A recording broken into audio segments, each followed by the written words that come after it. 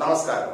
GK റൗണ്ടപ്പിലെ ഇന്നത്തെ ക്ലാസ്സിൽ നമ്മൾ പഠിക്കാൻ പോകുന്നത് ആധുനിക ഇന്ത്യ ചരിത്രത്തിലെ ഏറ്റവും പ്രധാനപ്പെട്ട ഭാഗമായ വൈസ്രോയിമാരെ കുറിച്ചാണ്. വൈസ്രോയിമാരുടെ സെക്കൻഡ് പാർട്ടാണ് ഇന്ന് നമ്മൾ പഠിക്കുന്നത്. ഫസ്റ്റ് പാർട്ട് കണ്ടിട്ടില്ലാത്തവർക്ക് മുകളിൽ ലിങ്ക് കൊടുത്തിട്ടുണ്ട്. ഞാൻ CJ സണ്ണി. നിങ്ങൾക്ക് ഏവർക്കും ആസ്ഥ അക്കാഡമിയുടെ യൂട്യൂബ് ചാനലിലേക്ക് സ്വാഗതം.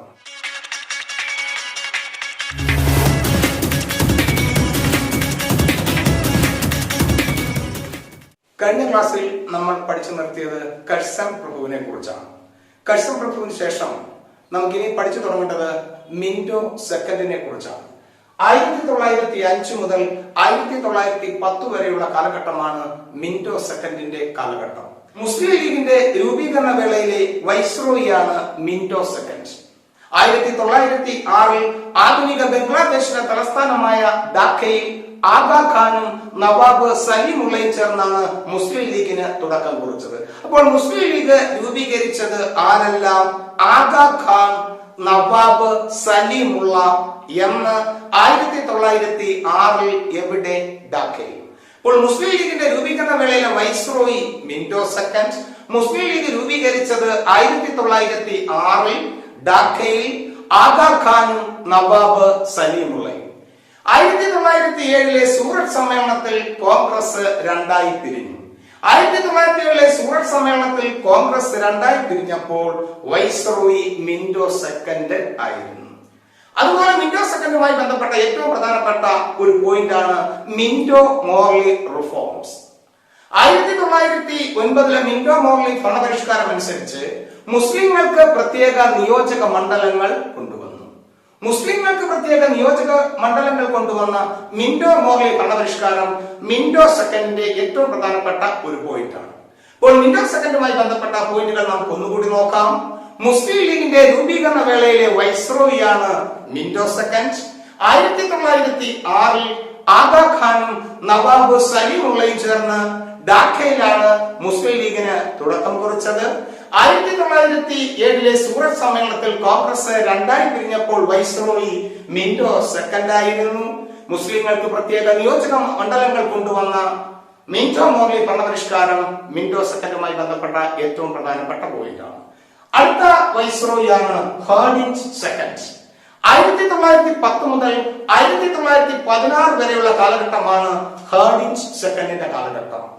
ഹാർഡിഞ്ച് സെക്കൻഡുമായി ബന്ധപ്പെട്ട ഏറ്റവും പ്രധാനപ്പെട്ട പോയിന്റ് ആണ് ബംഗാൾ വിഭജനം റദ്ദു ചെയ്ത വൈസ്രോയിയാണ് ഹാർഡിഞ്ച് സെക്കൻഡ് 1911. അപ്പോൾ ബംഗാൾ വിഭജനം റദ്ദു ചെയ്ത വൈസ്രോയിയാണ് ഹാർഡിഞ്ച് സെക്കൻഡ് എന്ന് 1911.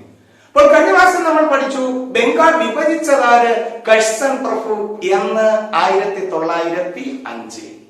ബംഗാൾ വിഭജിച്ചത് കഴ്സൺ ആണെങ്കിൽ ബംഗാൾ വിഭജനം റദ്ദു ചെയ്ത വൈസ്രോയിയാണ് ഹാർഡിഞ്ച് സെക്കൻഡ് 1911. അപ്പോൾ ബംഗാൾ വിഭജനം റദ്ദു ചെയ്ത വൈസ്രോയി ഹാർഡിഞ്ച് സെക്കൻഡ് എന്ന് 1911.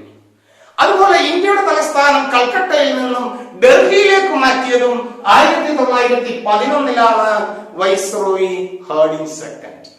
ഇപ്പോൾ ബംഗാൾ വിഭജനം റദ്ദു ചെയ്ത വൈസ്രോയി ഹാർഡിഞ്ച് സെക്കൻഡ് 1911. ഇന്ത്യയുടെ തലസ്ഥാനം കൽക്കട്ടയിൽ നിന്നും ഡൽഹിയിലേക്ക് മാറ്റിയതും 1911 ഹാർഡിഞ്ച് സെക്കൻഡിന്റെ കാലഘട്ടം. അതുപോലെ ജോർജ് അഞ്ചാമൻ ഇന്ത്യ സന്ദർശിച്ചതും 1911. അപ്പോൾ വൈസ്രോയി ഹാർഡിഞ്ച് സെക്കൻഡ്.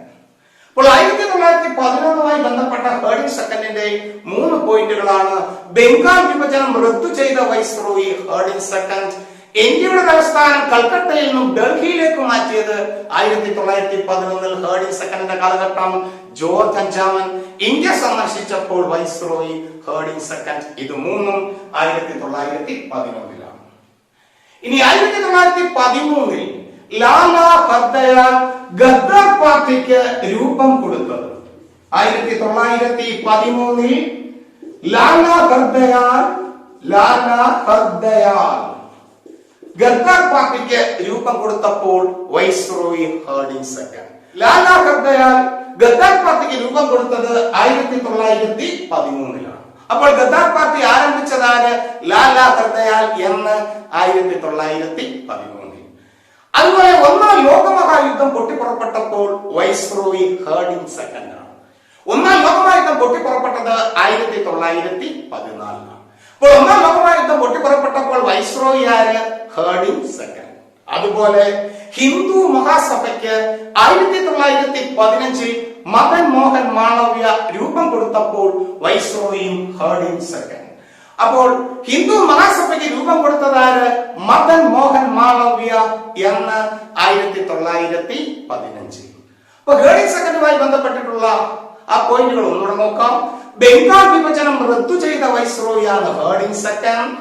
ഇന്ത്യയുടെ തലസ്ഥാനം കൽക്കട്ടയിൽ നിന്നും ഡൽഹിയിലേക്ക് മാറ്റിയത് 1911 ആ കാലഘട്ടത്തിലെ വൈസ്രോയി ഹേർഡിംഗ് സെക്കൻഡ്. ജോർജ് ചാമൻ ഇന്ത്യ സന്ദർശിച്ചപ്പോൾ viceroy Hardinge second. 1913 Lala Hardayal Ghadar പാർട്ടിക്ക് രൂപം കൊടുത്തപ്പോൾ വൈസ്രോയി ഹേർഡിംഗ് സെക്കൻഡ്. ഒന്നാം ലോകമഹായുദ്ധം പൊട്ടിപ്പുറപ്പെട്ടപ്പോൾ viceroy Hardinge second. 1915 Madan Mohan Malaviya ഹിന്ദു മഹാസഭയ്ക്ക് രൂപം കൊടുത്തപ്പോൾ വൈസ്രോയി ഹേർഡിംഗ് സെക്കൻഡ്. അടുത്ത പ്രസിദ്ധനായ വൈസ്രോയിയാണ് ചെംസ്ഫോർഡ്. 1916 മുതൽ 1921 വരെയുള്ള കാലഘട്ടമാണ് ചെംസ്ഫോർഡിന്റെ കാലഘട്ടം. 1917 ഗാന്ധിജി ബീഹാറിലെ ചമ്പാരൻ സത്യാഗ്രഹം ആരംഭിച്ചപ്പോൾ വൈസ്രോയി ചെംസ്ഫോർഡാണ്. ചെംസ്ഫോർഡുമായി ബന്ധപ്പെട്ട ഏറ്റവും പ്രധാനപ്പെട്ട ഒരു പോയിന്റാണ് ഒന്നാം ലോകമഹായുദ്ധം അവസാനിച്ചപ്പോൾ വൈസ്രോയി ചെംസ്ഫോർഡാണ്. അപ്പോൾ ഗാന്ധിജി ബീഹാറിലെ ചമ്പാരൻ സത്യാഗ്രഹം നേതൃത്വം കൊടുത്തപ്പോൾ viceroy Chelmsford. First world war അവസാനിച്ചപ്പോൾ, ഒന്നാം ലോകമഹായുദ്ധം അവസാനിച്ചപ്പോൾ വൈസ്രോയി ചെംസ്ഫോർഡ്. ചെംസ്ഫോർഡിന്റെ ഏറ്റവും പ്രധാനപ്പെട്ട 1919 അദ്ദേഹവുമായി ബന്ധപ്പെട്ട പ്രധാനപ്പെട്ട 3 സംഭവങ്ങളുണ്ട്. അതിലൊന്നാണ് റൗലറ്റ് ആക്ട്, 2 ജാലിയൻ വാലാബാഗ് കൂട്ടക്കൊല, 3 മൊണ്ടേഗു ചെംസ്ഫോർഡ്. ഇത് 3ഉം ചെംസ്ഫോർഡിന്റെ ഏറ്റവും പ്രധാനപ്പെട്ട പോയിന്റുകളാണ്. അപ്പോൾ Rowlatt act 1919, Jallian Wala Bagh 1919, Montagu Chelmsford 1919. ഈ റൗലറ്റ് ആക്ടും ജാലിയൻ വാലാബാഗും എല്ലാം നമ്മൾ ഇന്ത്യൻ നാഷണൽ കോൺഗ്രസിനെ കുറിച്ച് പഠിക്കുന്ന സമയത്ത് വിശദമായിട്ട് നമുക്ക് അന്നേരം നോക്കാം. ഇനിയും ചെംസ്ഫോർഡിന്റെ ഏറ്റവും പ്രധാനപ്പെട്ട മറ്റൊരു പോയിന്റാണ് ഗാന്ധിജി 1920 നിസ്സഹകരണ പ്രസ്ഥാനം ആരംഭിച്ചപ്പോൾ വൈസ്രോയി ചെംസ്ഫോർഡാണ്. അപ്പോൾ ഗാന്ധി നിസ്സഹകരണ പ്രസ്ഥാനം ആരംഭിച്ചതെന്ന് 1920 അന്നത്തെ വൈസ്രോയി ചെംസ്ഫോർഡാണ്. അപ്പോൾ ചെംസ്ഫോർഡുമായി ബന്ധപ്പെട്ട പോയിന്റുകൾ ഒന്നുകൂടി നോക്കാം. 1917 ഗാന്ധിജി ബീഹാറിലെ ചമ്പാരൻ സത്യാഗ്രഹത്തിന് നേതൃത്വം കൊടുത്തപ്പോൾ വൈസ്രോയി ചെംസ്ഫോർഡ്. 1918 ഒന്നാം ലോകമഹായുദ്ധം അവസാനിച്ചപ്പോൾ വൈസ്രോയി ചെംസ്ഫോർഡ്. 1919 റൗലറ്റ് ആക്ടും 1919 ജാലിയൻ വാലാബാഗും 1919 മൊണ്ടേഗു ചെംസ്ഫോർഡ്, ഇത് 3ഉം ചെംസ്ഫോർഡിന്റെ കാലഘട്ടത്തിലെ ഏറ്റവും പ്രധാനപ്പെട്ട സംഭവങ്ങളാണ്. 1920 ഗാന്ധി നിസ്സഹകരണ പ്രസ്ഥാനം ആരംഭിച്ചപ്പോൾ വൈസ്രോയി ചെംസ്ഫോർഡാണ്. അടുത്ത പ്രസിദ്ധനായ വൈസ്രോയിയാണ് റീഡിംഗ് പ്രഭു. ജൂത വൈസ്രോയി എന്ന പേരിൽ അറിയപ്പെടുന്നത് റീഡിംഗ് പ്രഭുവിനെയാണ്. അപ്പോൾ ജൂത വൈസ്രോയി എന്നറിയപ്പെടുന്നത് ആര്? റീഡിംഗ് പ്രഭു. 1922 ചൗരി ചൗര സംഭവ വേളയിൽ വൈസ്രോയി റീഡിംഗ് പ്രഭുവാണ്. ചൗരി ചൗര സംഭവം ഇന്ത്യൻ നാഷണൽ കോൺഗ്രസ് പഠിക്കുന്ന സമയത്ത് നമുക്ക് ഡീറ്റെയിൽ ആയിട്ട് നോക്കാം. അപ്പോൾ ജൂത വൈസ്രോയി എന്നറിയപ്പെടുന്നത് ആര്? റീഡിംഗ് പ്രഭു. 1922 ചൗരി ചൗര സംഭവ വേളയിൽ വൈസ്രോയി ആര്? റീഡിംഗ് പ്രഭു. പൊതു ബഡ്ജറ്റിൽ നിന്നും റെയിൽവേക്ക് പ്രത്യേക ബഡ്ജറ്റ് കൊണ്ടുവന്ന വൈസ്രോയിയാണ് റീഡിംഗ് പ്രഭു. അപ്പോൾ പൊതു ബഡ്ജറ്റിൽ നിന്നും റെയിൽവേക്ക് പ്രത്യേക ബഡ്ജറ്റ് കൊണ്ടുവന്ന വൈസ്രോയി ആര്? റീഡിംഗ് പ്രഭു. 1923 CR ദാസും മോത്തിലാൽ നെഹ്റുവും സ്വരാജ് പാർട്ടിക്ക് രൂപം കൊടുത്തപ്പോൾ വൈസ്രോയി റീഡിംഗ് പ്രഭുവാണ്. അപ്പോൾ റീഡിംഗ് പ്രഭുവുമായി ബന്ധപ്പെട്ട പോയിന്റുകൾ ഒന്നുകൂടി നോക്കാം. ജൂത വൈസ്രോയി എന്നറിയപ്പെടുന്നത് റീഡിംഗ് പ്രഭു. 1922 ചൗരി ചൗര സംഭവ വേളയിൽ വൈസ്രോയി റീഡിംഗ് പ്രഭു. പൊതു ബഡ്ജറ്റിൽ നിന്നും റെയിൽവേക്ക് പ്രത്യേക ബഡ്ജറ്റ് കൊണ്ടുവന്ന വൈസ്രോയി റീഡിംഗ് പ്രഭു.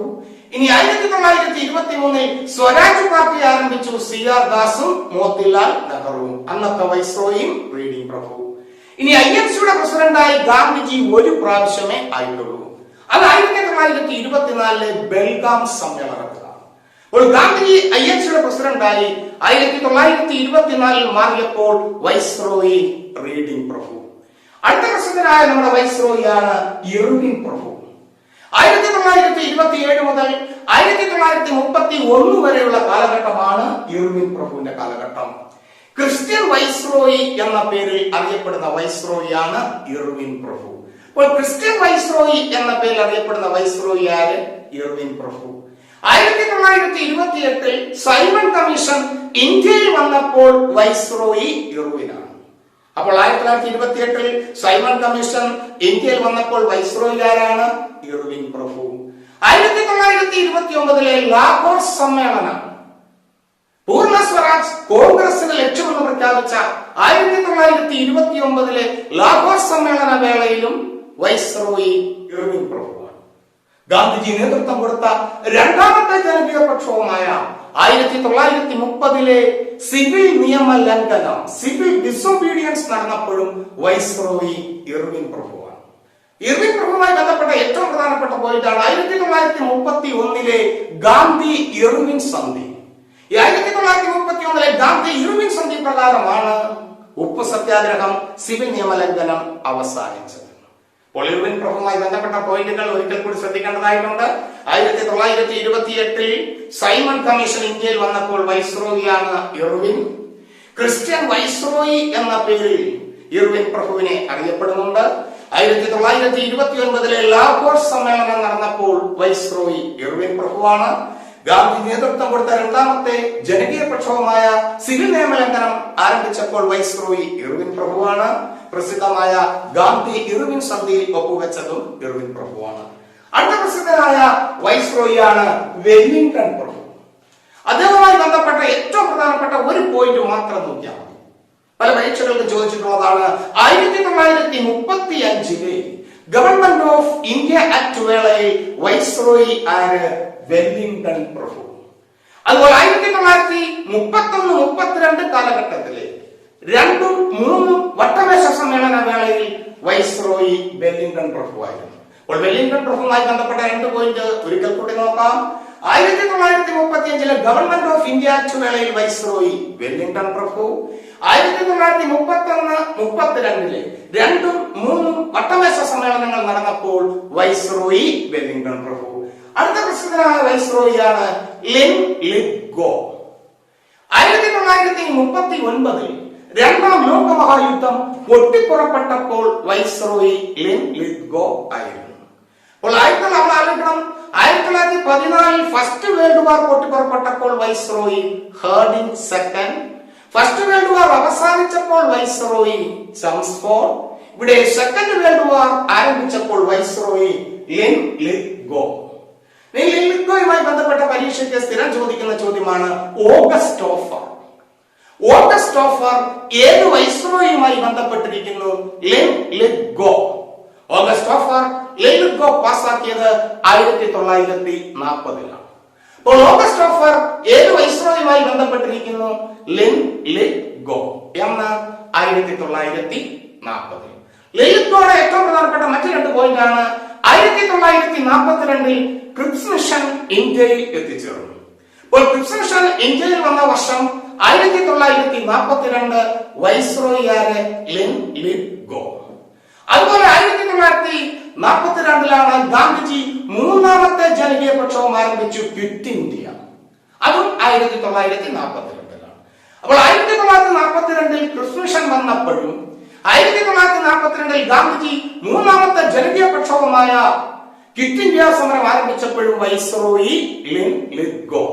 അപ്പോൾ ലിൻ ലിത്ഗോയുമായി ബന്ധപ്പെട്ട 4 പോയിന്റ് ഒന്നുകൂടെ നോക്കാം. Second world war broke out ചെയ്തപ്പോൾ viceroy Linlithgow. 1940 August offer പ്രഖ്യാപിച്ച വൈസ്രോയിയാണ് Linlithgow.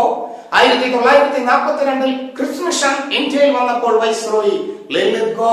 1942 Gandhiji quit India സമരം ആരംഭിച്ചപ്പോൾ വൈസ്രോയി ലിൻ ലിത്ഗോ.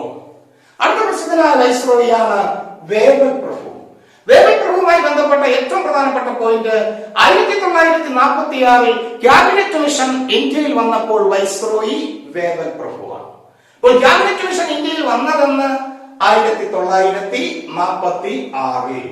അപ്പോൾ 1946 ക്യാബിനറ്റ് മിഷൻ ഇന്ത്യയിൽ വന്നപ്പോൾ വൈസ്രോയി വേവൽ പ്രഭുവാണ്. അതുപോലെ 1946 ഇന്ത്യൻ നേവൽ മ്യൂട്ടണി, ഇന്ത്യൻ നാവിക കലാപം 1946 നടന്നപ്പോൾ വൈസ്രോയി വേവൽ പ്രഭുവാണ്. അപ്പോൾ വേവൽ പ്രഭുവുമായി ബന്ധപ്പെട്ട 2 പോയിന്റ്. ക്യാബിനറ്റ് മിഷൻ 1946 ഇന്ത്യയിൽ വന്നപ്പോൾ വൈസ്രോയി വേവൽ, 1946 നാവിക കലാപം പൊട്ടിപ്പുറപ്പെട്ടപ്പോൾ വൈസ്രോയി വേവൽ. അപ്പോൾ വേവൽ പ്രഭുവുമായി ബന്ധപ്പെട്ട പ്രധാന പോയിന്റുകളാണ്: ക്യാബിനറ്റ് മിഷൻ ഇന്ത്യയിൽ വന്നു, വൈസ്രോയി വേവലാണ്, റിംഗ് മ്യൂട്ടണി, ഇന്ത്യൻ നാവിക കലാപം 1946 നടന്നപ്പോൾ വൈസ്രോയി വേവലാണ്. അടുത്ത ഏറ്റവും പ്രസിദ്ധനായ വൈസ്രോയിയാണ് മൗണ്ട് ബാറ്റൺ പ്രഭു. ബ്രിട്ടീഷ് ഇന്ത്യയുടെ അവസാനത്തെ വൈസ്രോയിയും സ്വതന്ത്ര ഭാരതത്തിലെ ആദ്യ ഗവർണർ ജനറലുമാണ് മൗണ്ട് ബാറ്റൺ. അപ്പോൾ മൗണ്ട് ബാറ്റൺ ഏറ്റവും പ്രധാനപ്പെട്ട വൈസ്രോയിയാണ്. അദ്ദേഹത്തെ കുറിച്ച് ശരിക്കും നമ്മൾ ഓർത്തു വെക്കേണ്ടതായിട്ടുണ്ട്. അപ്പോൾ ബ്രിട്ടീഷ് ഇന്ത്യയുടെ അവസാനത്തെ വൈസ്രോയിയും സ്വതന്ത്ര ഭാരതത്തിലെ ആദ്യ ഗവർണർ ജനറൽ എന്ന പേരിൽ അറിയപ്പെടുന്നത് മൗണ്ട് ബാറ്റൺ പ്രഭുവിനെയാണ്. ഇന്ത്യക്ക് സ്വാതന്ത്ര്യം ലഭിക്കുമ്പോൾ വൈസ്രോയി മൗണ്ട് ബാറ്റൺ. ഇനിയും ഇന്ത്യയെ 2ആയി വിഭജിക്കുവാൻ മൗണ്ട് ബാറ്റൺ തീരുമാനിച്ച പദ്ധതിയാണ് നമ്മൾ മൗണ്ട് ബാറ്റൺ പദ്ധതി എന്ന പേരിൽ അറിയപ്പെടുന്നത്. ഇന്ത്യയെ 2ആയി വിഭജിക്കാൻ മൗണ്ട് ബാറ്റൺ തീരുമാനിച്ചു. ആ പദ്ധതി അറിയപ്പെടുന്നതാണ് മൗണ്ട് ബാറ്റൺ പദ്ധതി. ജൂൺ 3 പദ്ധതി എന്നും ബാൽക്കൺ പദ്ധതി എന്ന പേരിലും ഈ മൗണ്ട് ബാറ്റൺ പദ്ധതിയെ അറിയപ്പെടുന്നുണ്ട്. അപ്പോൾ മൗണ്ട് ബാറ്റന്റെ ഏറ്റവും പ്രധാനപ്പെട്ട പോയിന്റ് ആണ് ബ്രിട്ടീഷ് ഇന്ത്യയുടെ അവസാനത്തെ വൈസ്രോയി, സ്വതന്ത്ര ഭാരതത്തിലെ ആദ്യ ഗവർണർ ജനറൽ. ഇന്ത്യക്ക് സ്വാതന്ത്ര്യം ലഭിക്കുമ്പോൾ വൈസ്രോയി മൗണ്ട് ബാറ്റൺ. ഇന്ത്യയെ 2ആയി വിഭജിക്കുവാനുള്ള അദ്ദേഹത്തിന്റെ തീരുമാനത്തെയാണ് മൗണ്ട് ബാറ്റൺ പദ്ധതി എന്ന പേരിൽ അറിയപ്പെടുന്നത്. അടുത്ത നമ്മുടെ ഒരു ഗവർണർ ജനറലെ കൂടി നോക്കേണ്ടതായിട്ടുണ്ട്. സി രാജഗോപാല ആചാരി. സി രാജഗോപാലാചാര്യയെ കുറിച്ച് പറയുമ്പോൾ സ്വതന്ത്ര ഇന്ത്യയുടെ അവസാനത്തെ ഗവർണർ ജനറലാണ് സി രാജഗോപാല ആചാരി. നമ്മൾ ബ്രിട്ടീഷ് ഇന്ത്യയുടെ അവസാനത്തെ ഗവർണർ ജനറൽ പറഞ്ഞിട്ടുണ്ട്, ലോർഡ് കാനിങ്. ഇത് സ്വതന്ത്ര ഇന്ത്യയുടെ അവസാനത്തെ ഗവർണർ ജനറൽ എന്നറിയപ്പെടുന്നത് സി രാജഗോപാല ആചാര്യയാണ്. സ്വതന്ത്ര ഇന്ത്യയുടെ അവസാനത്തെ ഗവർണർ ജനറൽ. ഗാന്ധിജിയുടെ മനസാക്ഷി സൂക്ഷിപ്പുകാരൻ എന്ന പേരിലാണ് സി രാജഗോപാലാചാര്യയെ അറിയപ്പെടുന്നത്. അപ്പോൾ സ്വതന്ത്ര ഇന്ത്യയുടെ അവസാനത്തെ ഗവർണർ ജനറൽ സി രാജഗോപാലാചാരി, ഗാന്ധിജിയുടെ മനസാക്ഷി സൂക്ഷിപ്പുകാരൻ എന്നറിയപ്പെടുന്നു സി രാജഗോപാലാചാരി. സേലത്തെ മാമ്പഴം എന്ന പേരിലാണ് സി രാജഗോപാലാചാര്യയെ അറിയപ്പെടുന്നത്. സേലത്തെ മാമ്പഴം, തെക്കു നിന്നുള്ള യോദ്ധാവ്, ഈ പേരുകളെല്ലാം സി രാജഗോപാലാചാര്യയുമായി ബന്ധപ്പെട്ടിരിക്കുന്നു. അപ്പൊ സ്വതന്ത്ര ഇന്ത്യയുടെ അവസാനത്തെ ഗവർണർ ജനറൽ സി രാജഗോപാലാചാരി, ഗാന്ധിജിയുടെ മനസാക്ഷി സൂക്ഷിപ്പുകാരൻ സി രാജഗോപാലാചാരി, സേലത്തെ മാമ്പഴം എന്നറിയപ്പെടുന്നു സി രാജഗോപാലാചാരി, തെക്കു നിന്നുള്ള യോദ്ധാവ് എന്നീ പേരിലും അറിയപ്പെടുന്നു സി രാജഗോപാലാചാരി. 1959 കോൺഗ്രസ് വിട്ട് സ്വതന്ത്ര പാർട്ടിക്ക് സി രാജഗോപാലാചാരി രൂപം കൊടുത്തു. അപ്പൊ സ്വതന്ത്ര പാർട്ടി ആരംഭിച്ചതാര്? സി രാജഗോപാലാചാരി എന്ന് 1959. അപ്പോൾ സി രാജഗോപാലാചാരിയുമായി ബന്ധപ്പെട്ട പോയിന്റുകൾ ഒന്നുകൂടെ നോക്കാം. സ്വതന്ത്ര ഭാരതത്തിലെ അവസാനത്തെ ഗവർണർ ജനറൽ, ഗാന്ധിജിയുടെ മനസാക്ഷി സൂക്ഷിപ്പുകാരൻ, തെക്കു നിന്നുള്ള യോദ്ധാവ്, സേലത്തെ മാമ്പഴം, 1959 കോൺഗ്രസ് പാർട്ടി വിട്ട് സ്വതന്ത്ര പാർട്ടിക്ക് രൂപം കൊടുക്കുന്നു. ഇന്നത്തെ ക്ലാസ് നിങ്ങൾക്ക് ഇഷ്ടപ്പെട്ടെങ്കിൽ നിങ്ങൾ ഈ ചാനൽ സബ്സ്ക്രൈബ് ചെയ്യണം, ലൈക്ക് ചെയ്യണം, ഷെയർ ചെയ്യണം, കമന്റ് ചെയ്യണം. നന്ദി.